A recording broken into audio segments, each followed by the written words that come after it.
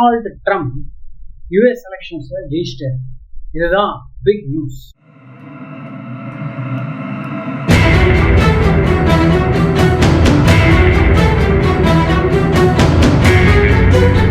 இதை பற்றிய வீடியோ தான் நம்ம இன்னைக்கு பார்ப்போம். வீடியோக்குள்ள போறதுக்கு முன்னாடி வியூவர்ஸ் சப்ஸ்கிரைப் பண்ணிக்கோங்க. கமெண்ட் செக்ஷனில் கண்டிப்பாக கமெண்ட்ஸை பதிவு செய்யுங்க. நான் பிரகாஷ் பேசுறேன், motivation news channel.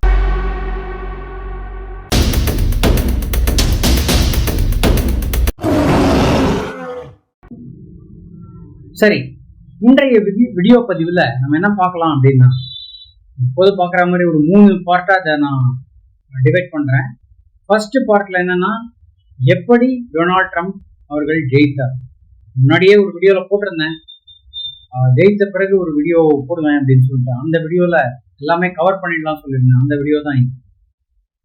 Donald Trump எவ்வாறு யூஎஸ் எலெக்ஷன்ஸில் ஜெயித்தார், இதுதான் பார்ட் 1. பார்ட் 2 பார்த்தீங்கன்னா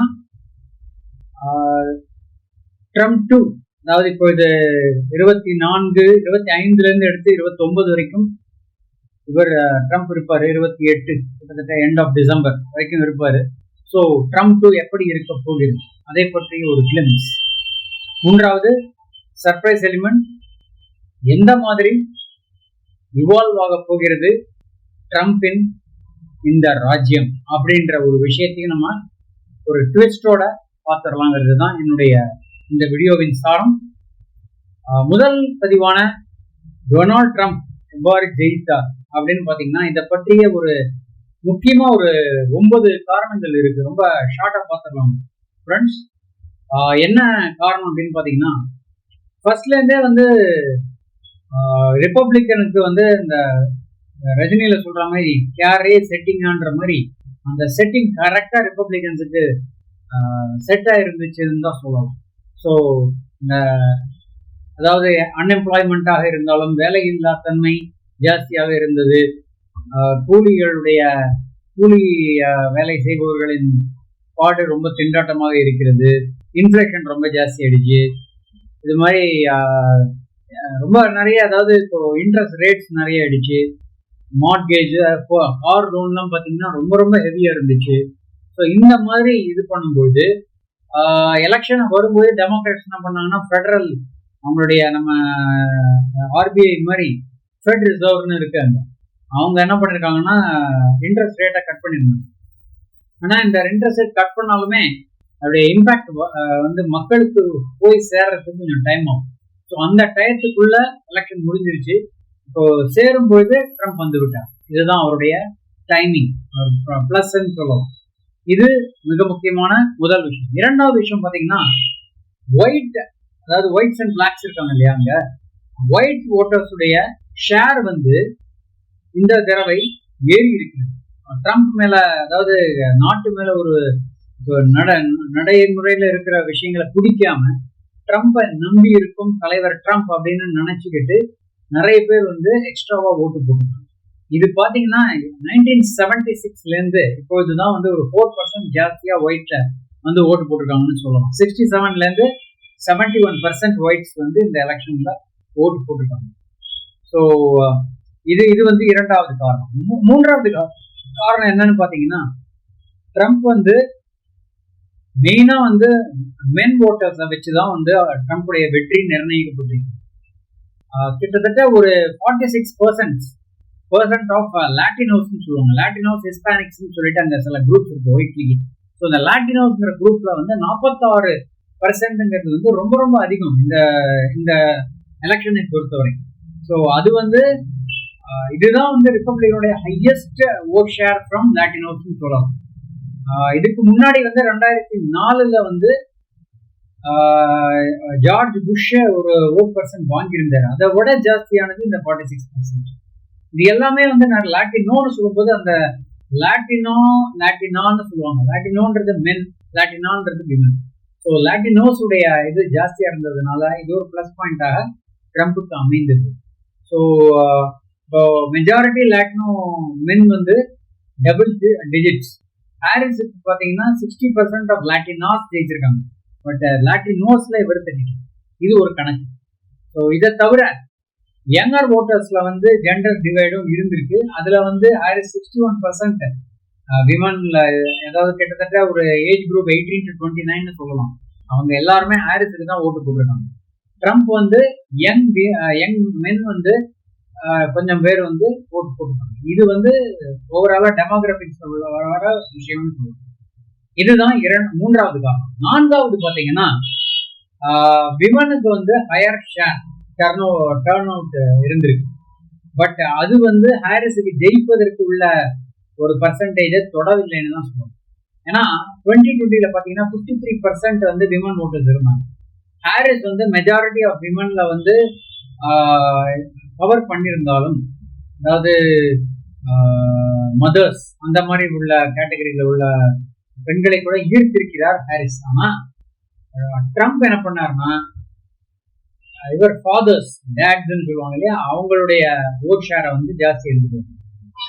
ஸோ பிடன் வந்து கிட்டத்தட்ட லாஸ்ட் எலெக்ஷன்ல 57% இந்த விமன் ஓட்டர்ஸை கவர்ந்தார். இப்போ ஹாரிஸ் வந்து 53% தான் கவர் பண்ணிருக்காங்க. இந்த 4%ம் ட்ரம்புக்கு சென்றிருக்கிறது தான் சொல்லலாம். ஸோ இது ஒரு விஷயம்.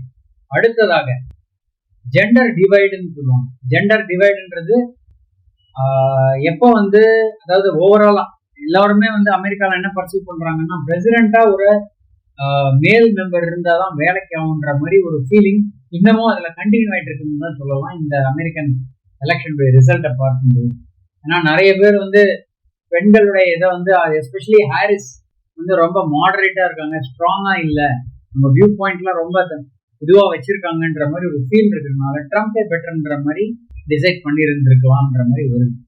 அடுத்ததாக ஆறாவது காரணம் என்னன்னு பாத்தீங்கன்னா, டிக்கெட் ஸ்பிளிட்டிங் வந்து நடந்திருக்கு. பட் டெமோக்ராட்ஸ் அதை வந்து அட்வான்டேஜ் எடுத்துக்க முடியும். டிக்கெட் ஸ்பிளிட்டிங்னு சொல்லும்போது ஹவுஸ், அதாவது இந்த டோட்டல் ஒயிட் ஹவுஸ், அவங்க செனட் ஹவுஸ் இல்லையா, அது பிளஸ் செனட் ரேசஸ்ல டெமோக்ராட்ஸ் வந்து டாப் ஆஃப் த டிக்கெட் இதுல தான் இருந்தாங்க. மார்ஜின் பார்த்தா கூட நீங்க பாத்தீங்கன்னா செனட் ரேஸ்ல ரிப்பப்ளிகன்ஸ் வந்து வெஸ்ட் வெர்ஜீனியா, மேரிலாண்டு மாதிரி இடத்துலலாம் கூட பின்தங்கி தான் இருந்தாங்க. செனட் டெமோக்ராட்டிக் கேண்டிடேட்ஸ் வந்து என்ன பண்ணாங்க, அதாவது ஹாரிஸோடய நிறையவே அவங்க வந்து ஜாஸ்தியா இருந்தாங்க.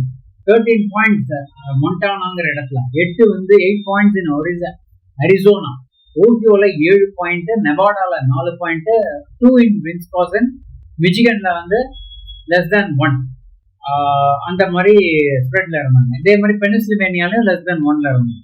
ஸோ இவ்வளவு லீட்ல இருந்தா கூட அவங்களால வந்து, அதாவது டெமோக்ராட்ஸால வந்து ரிப்பப்ளிகன்ஸை அடிக்க முடியும். ஏன்னா மெயினா பாத்தீங்கன்னா ஹவுஸ்ல டெமோக்ராட்ஸ் வேற ரொம்ப ஹோப்ஃபுல்லா இருந்தாங்க. ஏன்னா செவரல் ரேசஸ்ல இருக்கும், பென்சில்வேனியா, அரிசோனா, கலிபோர்னியா, இங்கெல்லாம் லீட் எடுத்துடலாம், ஈஸியா ஜெயிச்சிடலாம் நினைச்சாங்க. பட் அது வந்து வேலைக்கு ஆகலன்றது தான் வந்து ஒரு சர்ப்ரைஸ் எலிமெண்ட்னு சொல்லுவாங்க. ஏழாவது பாயிண்ட் பாத்தீங்கன்னா, டெமோக்ராட்டிக் ஓட்டர் டர்ன் ஓவரே வந்து குறைந்திருக்கிறது இந்த தடவை. பிடனுக்கு பாத்தீங்கன்னா 81 மில்லியன் ஓட்டு 2020 வாங்கினார்.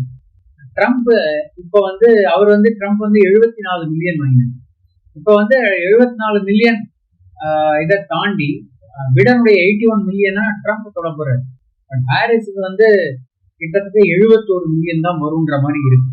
அதாவது அந்த இதுலதான் அவங்க ஸ்கோர் பண்ணிருக்காங்கன்னு சொல்லலாம். அதே மாதிரி ப்ளூ ஸ்டேட்ஸ்லயே வந்து ப்ளூ வந்து ரிப்பப்ளிகன்ஸ், ரெட் வந்து டெமோக்ராட்ஸ். ஸோ அந்த ஒரு விஷயத்துல பாத்தீங்கன்னா ஹாரிஸ் வந்து 9 லேக் ஓட்ஸ் நியூயார்க்ல குறைந்திருந்தார், அதாவது அவங்க கட்சி.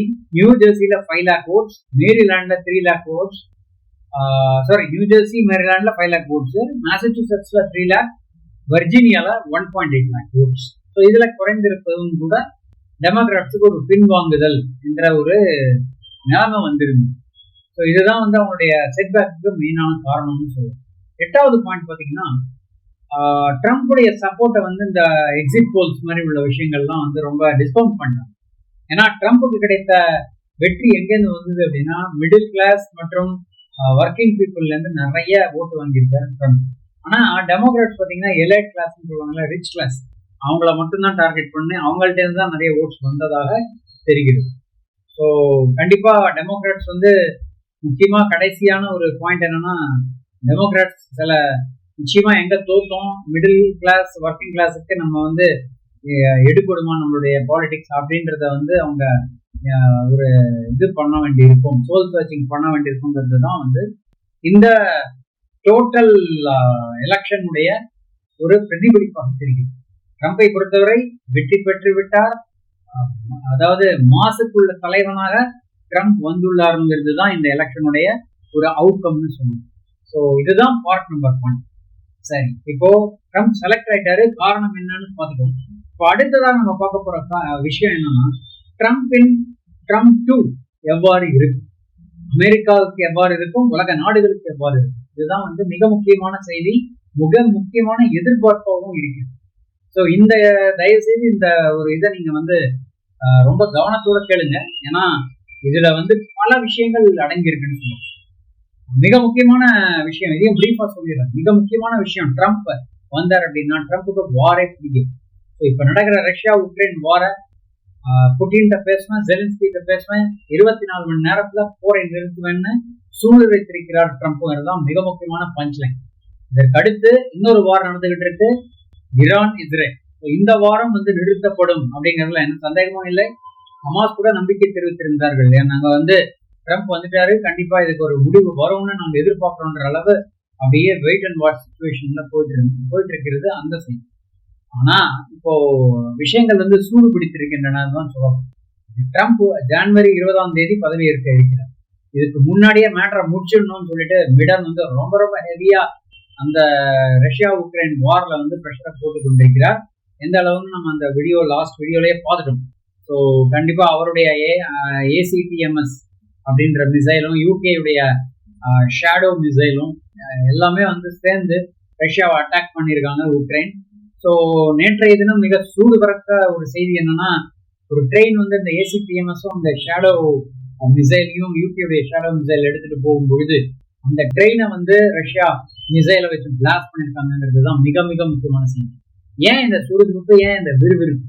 இவ்வளவு நாளா 1000 நாட்களை தாண்டி ரஷ்யா உக்ரைன் வார் நடந்து கொண்டிருக்கிறது. இப்போ ஏன் இந்த அவசரம் அப்படின்னு பாத்தீங்கன்னா, ஜனவரி 20th பிடன் வந்து ஒரு முடிவுக்கு கொண்டு வந்துடணும். இதை எப்படியும் வந்து உக்ரைனை வந்து they should not lose their லேண்ட்ஸ்கேப்ன்ற இதுல முனைப்புடன் இருக்கிறார்.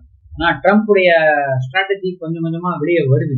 அவர் என்ன செய்ய இருக்கிறாருன்னு ஒரு ப்ராபபிள் சொல்றாங்க அப்படின்னா, அவர் வந்தாருன்னா கண்டிப்பா வந்து ரஷ்யாவும் உக்ரைனையும் கூப்பிட்டு அப்படியே நிறுத்துங்கப்பா, அதோட நிப்பாட்டுங்கன்ற மாதிரி எங்கெங்க யார் யாரு எந்தெந்த லேண்ட்ஸ்கேப்ல இருக்கீங்களோ அதெல்லாம் உங்களோட, மற்ற இதெல்லாம் வந்து நீங்க மற்ற பார்ட்டிக்கு கொடுத்துட்டு போயிட்டே இருக்கணும்ன்ற மாதிரி சொல்லுவாருன்ற எதிர்பார்ப்புகள் பயங்கரமா இருக்கு. ஸோ அதனால கண்டிப்பா வந்து வேலைக்கு ஆகாதுன்ற இதுக்கு பிடன் வந்துட்டாரு.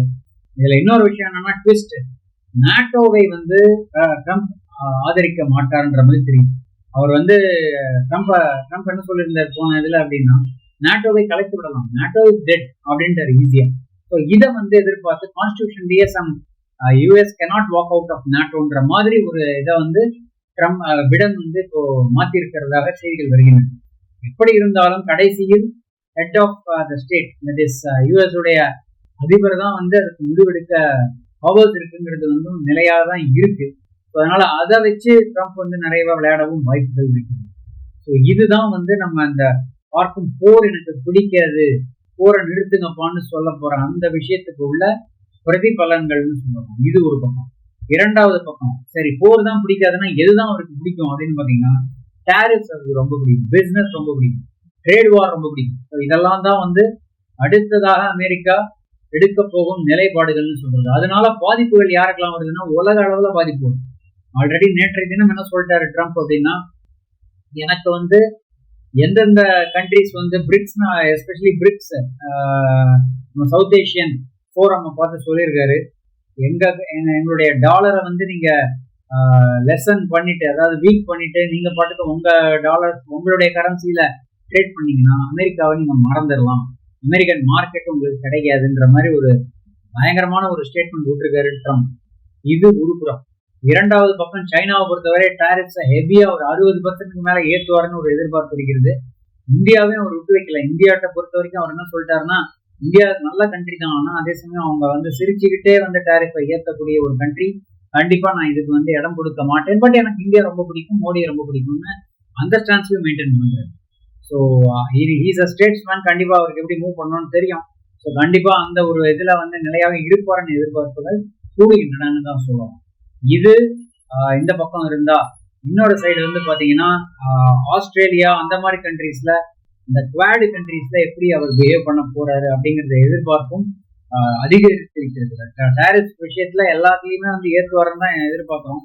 பட் குவாட், அந்த சைனா தாய்வான் இஷ்யூ எப்படி ஆக போகுது, ட்ரம்ப்புடைய எண்ணம், அவருடைய நிலைப்பாடு எப்படி இருக்கும் அப்படிங்கிறத பொறுத்து இருந்து தான் பார்க்கணுங்கிறது தான் இந்த ட்ரம்ப் 2 ஒரு சாரமாக தெரியுது. அமெரிக்காவை பொறுத்தவரை ட்ரம்ப் வந்து கண்டிப்பா அந்த மெக்சிகன் வால் இதை திருப்பி போடுவாரு. இமிகிரேஷன்ல டஃப் ஆக்குவாரு. H1 விசா டஃப் ஆகும். அதே சமயம் வந்து ஒயிட்ஸுக்கும் இதுக்கும் என்னெல்லாம் பண்ணணுமோ அந்த ஹெல்த் கேர் அந்த மாதிரி விஷயங்களை வந்து ஆஃப் பண்ணிட்டு, கிளைமேட்டையே ஆல்ரெடி கிளைமேட் சேஞ்சே ஒரு ஹோக்ஸ் அப்படின்ற மாதிரி கொண்டு போயிட்டு இருக்காரு. ஸோ கண்டிப்பா அதுலயும் அதிரடி மாற்றங்கள் எதிர்பார்க்கப்படுகின்றன. ஆல்ரெடி எலான் மஸ்கையும் விவேக் ராமசுவாமியும் ஒரு பேனல் போட்டு கண்டிப்பா வந்து கவர்மெண்ட் பியூரோக்ரஸியை வந்து கிளீன் அப் பண்ணணுங்கிற ஒரு டிபார்ட்மெண்ட்டே ஓபன் பண்ணிட்டாரு. அது வந்து ஆல்ரெடி மேக் அப்படிங்கிற ஒரு இதுல மேக் அமெரிக்கா கிரேட் அப்படின்ற ஒரு அப்ஜெக்டிவ்ல பண்ணினதா விவேக் ராமசுவாமியே வந்து ஒரு இதுல ட்ரம்பை பாராட்டி இருக்கிறார். இதுபுறம் நேற்றைய தினம் இன்னொரு இம்பார்ட்டன்ட் அனௌன்ஸ்மெண்ட் என்னன்னு பாத்தீங்கன்னா, இது FBI டைரக்டராக ஒரு இந்தியனை அப்பாயிண்ட் பண்ணி இருக்கிறார் ட்ரம்ப்னு தான் சொல்லலாம். அது ரொம்ப ரொம்ப முக்கியமான மூவு. அந்த FBI டைரக்டர் பேர் பாத்தீங்கன்னா கேஷ் பிரமோத் பட்டேல் அப்படின்ற அவர் தான் வந்து FBI டைரக்டராக அமைந்திருக்கிறார். நாளுக்கு நாள் ஒவ்வொரு செக்ரட்டரி, ஸ்டேட்ஸ்மேன், ஃபாரின் டெலிகேட்ஸ் எல்லாருமே வந்து அப்பாயின்மெண்ட் பண்ணிக்கிட்டே போயிட்டு இருக்காரு. கண்டிப்பா ஜனவரி 20th டி டேன்னு சொல்லலாம். அதற்கு பிறகு என்ன நடக்க இருக்கிறது அப்படின்றது ஒரு பக்கம். ரஷ்யா உக்ரைன் வார பொறுத்தவரை மிக முக்கியமான ட்விஸ்ட் இருக்கு. ஸோ இதுதான் நான் இப்போ டீல் பண்ண போற தேர்ட் பார்ட். நான் இவ்வளவு நேரம் சொல்லிட்டு இருந்த விஷயங்கள், ட்ரம்ப் எப்படி ஜெயித்தார், ட்ரம்ப் வந்தால் என்ன நடக்கும்னு சொல்லிட்டு இருந்தேன். அதுல மிக முக்கியமான பாயிண்ட் என்னன்னு பாத்தீங்கன்னா, நான் சொன்ன அந்த ஒரு ட்விஸ்ட்ல நான் சொன்ன அந்த ட்ரம்ப்புடைய ஒரு பாலிசி, ரஷ்யாவையும் உக்ரைனையும் கூப்பிட்டு இம்மிடியட்டா நான் இதே டைப்ல எங்கெங்க யார் யாரு கான்கர் பண்ணிருக்கீங்க, யார் யாரு விட்டு கொடுத்துருக்கீங்க, அது எல்லாத்தையுமே அப்படியே நிறுத்துங்க, இப்போ இருக்கிற லேண்ட்ஸ்கேப் அப்படியே இருக்கட்டும்னு ஒரு டெக்ளரேஷன் கொடுக்க மிக முக்கியமான வாய்ப்புகள் இருக்கிறதாவும் தெரியுது. ஸோ இதை நோக்கி தான் பிடன் இப்பொழுது பயணித்துக் கொண்டிருக்கிறார். பைடனுடைய இது என்னன்னா, கண்டிப்பா எப்படியாவது நாட்டோ சப்போர்ட் கொடுத்து மேக்சிமம் புஷ் பண்ணி ரஷ்யன் ஏரியாக்குள்ள உக்ரைனுடைய இதை வந்து கொண்டு வந்துடலாம்னு பாக்குறாரு. ரஷ்யா புட்டின் வந்து ரொம்ப ஸ்மார்ட். அவர் என்ன சொல்றாருன்னா, அவர் என்ன செய்யறாருன்னா, வாரன்ஷிப்ன்ற மாதிரி நியூக்ளியர் பேஸ்டு கேப்பபிலிட்டிஸ் உள்ள மிசைல் வித்தவுட் நியூக்ளியர் மெட்டீரியல் ஃபுல்லாவே வந்து எல்லாரையும் ஒரு டெரர் கொடுத்துட்டு இருக்காருன்னு சொல்லலாம். ரொம்ப அக்ரெசிவா போயிட்டு இருக்க ரஷ்யா உக்ரைன் வார் இப்போ முந்தைய விட ஒரு 10 மடங்கு சூடு பிடித்திருக்கிறது ரஷ்யா உக்ரைன் வார்னு சொல்லலாம். ஏன்னா இதெல்லாம் ட்ரம்ப்புடைய அந்த ஒரு அவர் பட்டம் சூடும் அந்த நாளுக்கு முன்னாடி எல்லா மேட்டரையும் முடிச்சிடணும்னு ட்ரை பண்றாங்க. இது கம்ப்ளீட் அப்டேட்ஸோட இருக்கிறார் ட்ரம்ப்.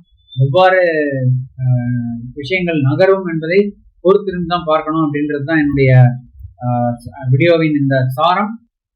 நான் கேட்கிற விஷயம் என்னன்னா, உங்களுடைய கருத்துக்கள், இந்த ட்ரம்ப் 2 எப்படி இருக்கும், ரஷ்யா உக்ரைன் வார் எப்படி அமையும், இஸ்ரேல் ஈரான் வாருடைய உங்களுடைய கமெண்ட்ஸ், உங்களுடைய பார்வை எப்படிங்கிறத பற்றிய விஷயங்களை நீங்கள் பகிர வேண்டும்னு கேட்டுக்கொண்டு இந்த வீடியோ பதிவை இத்துடன் முடிவு செய்கிறேன். சுவாரஸ்யமான தகவலுடன் மீண்டும் இணைவோம். நன்றி, வணக்கம்.